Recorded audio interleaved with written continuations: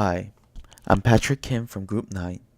Participants in our groups are Athena Chan, Jason Shin, Zarith Ahmad, Matthew Wu, Justin Kim, Yubin Jung, and Patrick Kim. Topic that our group investigated on is Korean stereotype that Koreans drink more than other cultures. For this presentation, we are going to investigate whether or not Korean drinks more than other culture. To do so, we are going to look through various statistics related with consumption of alcohol to find out how serious the problem may be and whether the stereotype is credible. We will also go over historic background on how drinking came about in Korea to understand how this stereotype was established. Moreover, we will examine current drinking industry and drinking culture in Korea to understand the stereotype. For drinking culture, we will in fact compare with other Asian countries to deepen our understanding of where this stereotype might have come from. Finally, we will use the gather up information to project how the drinking culture and industry might change in the future and come up with possible solution if we think there is a major problem with Korea drinking culture. So, to investigate whether the stereotype that Korean drink more than other culture is credible stereotype, I think it is first important to go over some basic statistic on Korea with alcohol consumption. To understand the stereotype, I think it is also important to look some of statistic in the past with current statistic. According to World Health Organization's report, in 1973, Korea's alcohol consumption in liters per year per capita was 16.8. And this is extremely high amount of alcohol consumption because in 2010, Belarus was the top first country with alcohol consumption of 17.6 liter per capita. Although it is in the past, it is less than 1 liter difference, so it shows how much the figure is high. However, in 2010 report, South Korea consumption per capita per year decreased to 12.3, which is a drastic decrease. However, even though it is a drastic decrease, Korea is still ranked 17 out of whole country in this world, which is still pretty high. In fact, to give more realistic image, in terms of soju, Korea's soju consumption per day is around 9 million bottles. As a result, collateral damage from drinking is pretty common in Korea.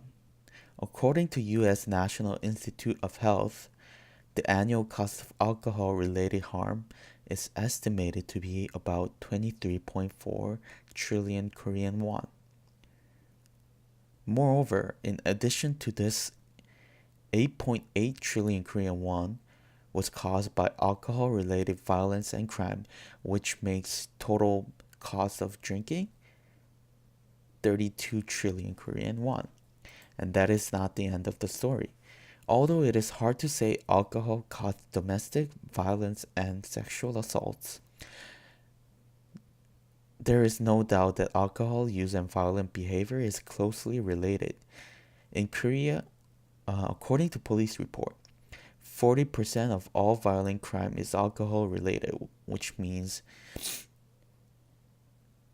alcohol consumption was related with the crime somehow, either the victims or the perpetrator, such as homicide, violent assault, arsons, and sexual assault. This shows that alcohol have extremely close relationship with domestic violence, sexual assault, and crime that threats public order. Lastly, alcohol abuse and alcohol dependence was reported to be 6.76% in Korea in 2013 record. This is the world highest and almost double the world's average rate according to Journal of Korean Medical Science. So shots. So looking over the statistic, it is pretty evident that Koreans drink a lot. Now, we will go over how this behavior was formed by looking into history. Now, surprisingly, despite holding a reputation in Korea today, the masses' favorite drink was not actually indigenous to the country itself. Alcohol in its first form was first introduced from China along with an ancient text which described the king's usage of the drink to seduce and impregnate a female courtier. Alcohol diffused itself within Korea's culture in various ways, notably consumed during the end of farming, the Korean New Year, Daeboreum, and Tano. A great level of alcohol consumption was often associated with the end of a season's farming and harvest, which farmers would spend their free time brewing and fermenting alcohol in anticipation for the spring and celebration for their hard work. Furthermore, alcohol in the form of rice wine called takju was commonly consumed before farmers would leave for the fields as a morning refreshment. During the Korean New Year, a very famous form of alcohol in Korea named soju is consumed for traditional purposes, as soju is believed to drive away diseases and evil spirits. Even the name soju means welcoming spring, signaling a time of well-being. This tradition in the New Year also held great significance in passing down the drinking custom, as alcohol was held in high regards due to its ability to medicate adults and children during illnesses. Daeboreum is on the 15th day of the lunar calendar New Year, which people gather together to watch the full moon, and this event involves drinking ear-quickening wine together in hopes of hearing good news of the next year. Tano, which is the 5th day of the 5th month of the lunar calendar, people believed this to be the time where the yang energy was the strongest, and this tradition involves a memorial service for their ancestors and is accompanied by a drink called changpoju, which is believed to dispel evil spirits, providing health and longevity for the people. Now, the two most common forms of alcohol in Korea are makgeolli and soju. Makgeolli is a white color of rice wine with a sweet and tangy taste, and this drink was originally created in the Goryeo dynasty and was often consumed during special ceremonies. Due to its nature of being produced at home, this drink continues to remain popular today as a working class beverage. Soju, another popular drink in Korea, was initially introduced in the 13th century as it was passed on by Mongol invaders, and in the post-liberation period of 1965, the use of rice to brew alcohol was banned, resulting to the use of sweet potatoes and tapioca instead. However, in the current century, this process of distillation now involves usage of rice again, but people still heavily rely upon the traditional method of sweet potatoes and tapioca. Now looking at the industry analysis for the alcoholic beverage industry in South Korea. There are a few key points to be made regarding the revenue of the overall industry. The overall market and industry is expected to grow at a compounded annual growth rate of 3.4% from 2018 and onwards. There are several segments in the industry such as beer, spirits, wine, cider, perry, and rice wine. From these segments, beer is the largest segment, represented by the blue section of the graph to the right.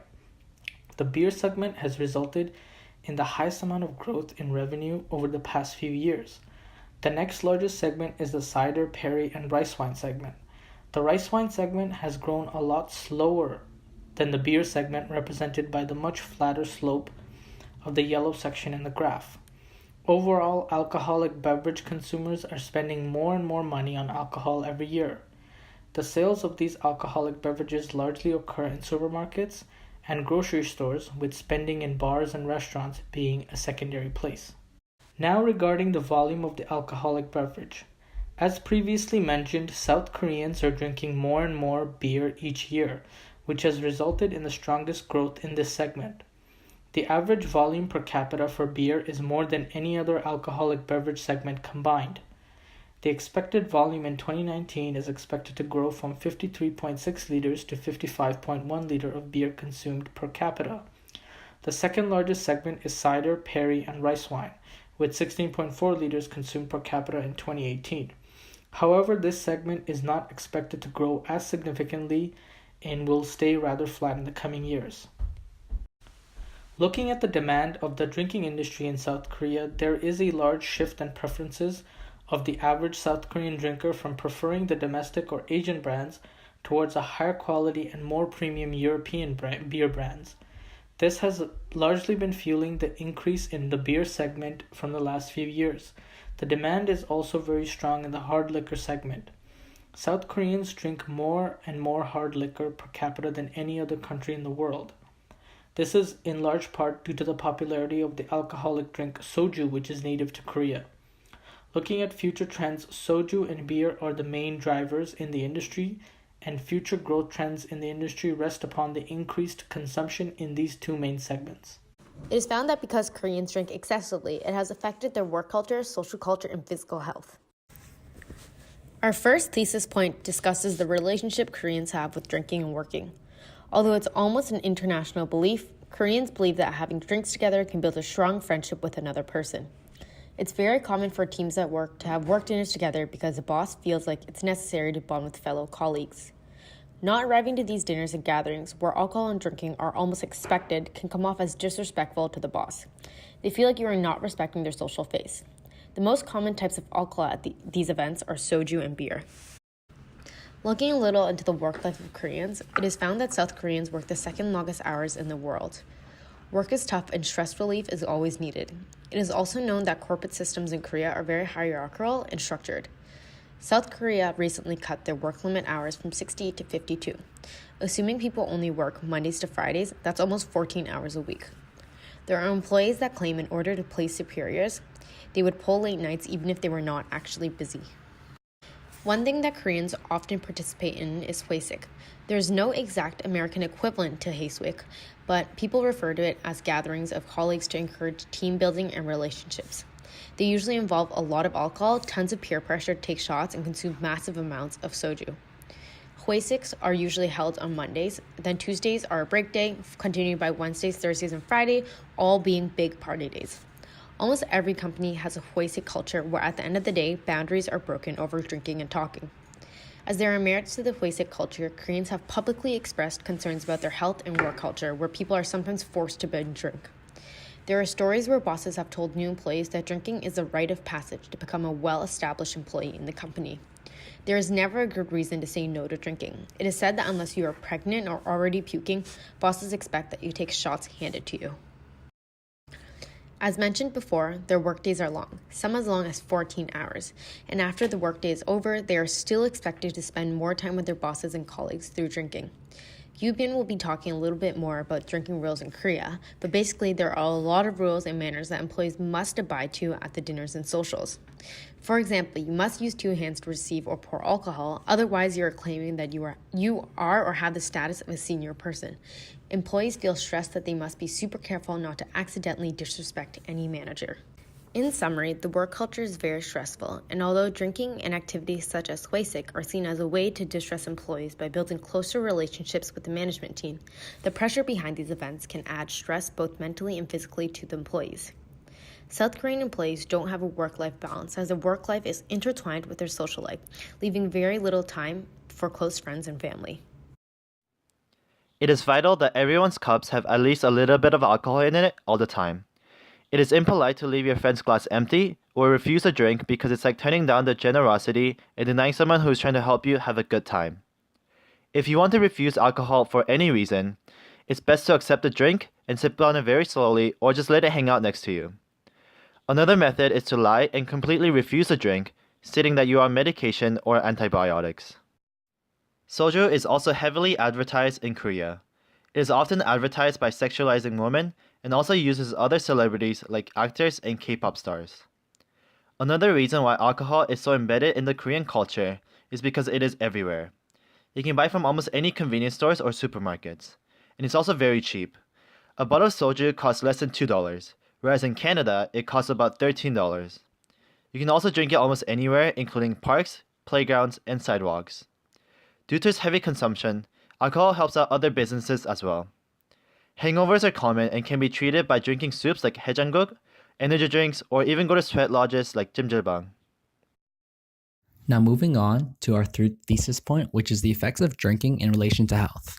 Drinking has always been one of life's pleasures, and this is especially relevant in the Korean society. However, there's a negative side effects that can be seen in the physical body, mental health, and in terms of habits. This can be explained by the high number of high-risk alcohol consumption and binge drinking in Korea. The National Institute of Health has stated that 21% of men engage in high-risk drinking, while 3.4% of women engage in high-risk drinking. The resultant of this high-risk drinking and binge drinking has led to Korean as a whole to have an 8.9% death related to alcohol, which exceeds the world's average of only 3.8% of deaths relating to alcohol. Now, moving on to physical body effects of alcohol, this can be seen in terms of people drinking high and medium amounts of alcohol on a frequent basis. and this can be seen in terms of visible and non-visible changes. High alcohol drinking tends to have a lot of calories, and soju, being the most popular drink in Korea, has about 64 calories per every shot or every 45 ml. Thus, when drinking an entire bottle, there's over 500 calories alone. And when drinking a large amount of alcohol, consumers tend to gain a lot of weight, and their body mass index increases, and their body fat also increases. The non-visible changes of drinking alcohol can be seen in terms of their systolic blood pressure increases and liver cancer. The resultant has been that liver cancer has increased from 1.5% in the mid-80s to roughly 24%, according to the World Health Organization. Mental health issues has become increasingly more apparent in South Korean society, as binge drinking has become more and more popular. The National Health Institute has stated that there's a high relationship between high-risk drinking and developing depressive symptoms. A research paper known as the Social Science and Medicines in Asia has also found that misusing alcohol has played a high role in suicides and has because of the fact that it causes mental health issues and impairment in judgments. Moving on to habits, alcohol's dependence has become increasingly popular in Korea. The World Health Organization has found that through its surveys, 12.8% of males and 3.7% of females in Korea have alcohol dependence. In addition to this, individuals who were dependent or drank alcohol quite frequently were more likely to found to be smoking. And they've also developed the habit of smoking because of the fact that they drank more. And with these both together, they've caused severe health effects. Therefore, it is apparent that drinking habits of Koreans has severely affected their health and has caused a significant rise in alcohol-related deaths, diseases, and mental health issues. I'm going to introduce the comparison between the Asian drinking culture, which countries are Korea, China, and Japan. I focused on the difference in drink of choice, time, serve, refill, social, manners, and payment. First, Korea, they mostly drink soju and makgeolli. They eat meal first, then drinks. Women rarely serve to men. They do not fill up glass before it is empty. They pass the glass around, which can feel by more friendly. The most interesting point of Korea is manners. They have own unique culture that they think important to respect the elders, so they must hold the glass with both hands, then turn and face away from the elders when they drink. Usually the elder person would pay payment first. Second, China, they prefer to drink howling liquor, which is higher alcohols. It would be 38% or more higher. In comparison, soju is mostly 30% and sake is mostly 15% to 70%. Mostly they drink during mealtime. Fully fill up alcohol of the guest's glass is considered a show of respect. They do not pass the glass around. This is a very important thing that they have to maintain eye contact with each other when drinking. If they do not, it means they don't want to talk or drink together. They afford to pay for others. Finally, Japan, they mostly drink sake. It can be both hot and cold. They drink before eating. The reason why they drink first, then eat meal. So when meal is presented, the drinking ends. And normally wife pours alcohol to guests.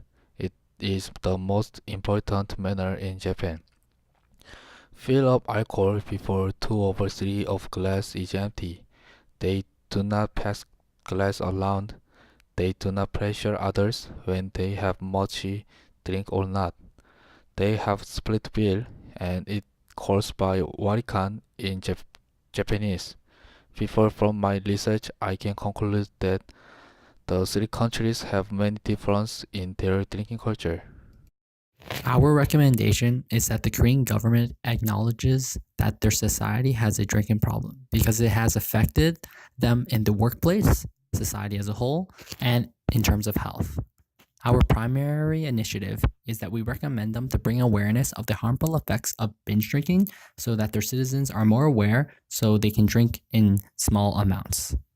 The next step is to reduce the frequency of alcohol consumption through higher taxes on alcohol and alcohol imports. This has been proven to be successful in countries like Canada and Scotland, as price is a huge factor in alcohol consumption. The resultant of these two initiatives is to reduce alcohol-related issues and to teach people to drink in moderation. All in all, we find that it's true that Koreans drink a lot of alcohol. The effects of this can be a serious risk to the individual as well as society as a whole. We find it's important that the government steps in to make changes for the nation's best interest.